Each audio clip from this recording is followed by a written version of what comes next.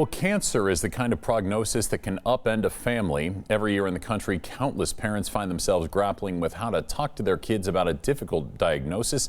In today's Wellness Wednesday, Chris Conti looks at some of the best ways to do it.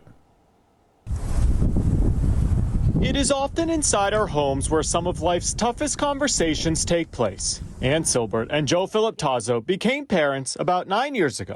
Oh, they're awesome. Orion is very self-sufficient. Olive is like the light in our lives. Just a few years later was when Ann found a lump. And when I would go to the doctor, I kept saying, I think something's wrong. Like something doesn't feel right. I knew something was off. Non-Hodgkin's lymphoma. Well, if the kids get a cold, they get over in a few days. It can take me a few months. At the time, the couple's daughter Olive was almost 2.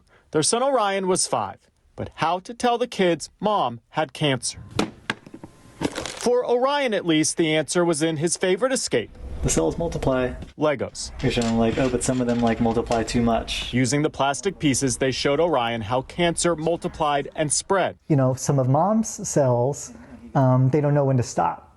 So, oh, there's more and there's more and there's more Legos. Ann and Joe's tactic of finding something familiar to explain a cancer diagnosis is actually what experts say you should do. You could see that that he understood, that it kind of clicked. It clicked, but he was very quiet. Yeah. He was kind of, so that's another thing. It's like when you're explaining things to your children, pick up on their cues. Like it might be too much information for them at that moment. For more on how to have those tough conversations, I turned to Dr. Kyle Pruitt. There are some things about cancer that we may never understand. He's a professor of psychiatry at Yale School of Medicine and lost his own father to cancer when he was young. So he understands how difficult these conversations can be. Children as young as 3 months, they're not even sitting up yet, already are aware of emotional events around them. By some estimates, nearly 2.8 million children under the age of 18 are living with a parent affected by cancer. There are a few things Dr. Pruitt says to remember if your family is facing a cancer diagnosis.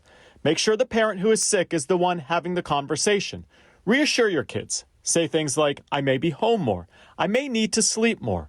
And ask for forgiveness when you're having bad days. The first thing to do is that you don't start with a lecture. You start with a question. Have you heard that anything about mom's going to the doctor and that she hasn't been feeling very well? What? You have any questions about that, son or daughter? And then you wait for an answer. You don't rush. While it might sound strange, Pruitt says in his experience, not every aspect of a cancer diagnosis is bad. The bringing together of and the expression of love and support is better than a lot of medications that we give our patients. They're so used to There's no normal for them.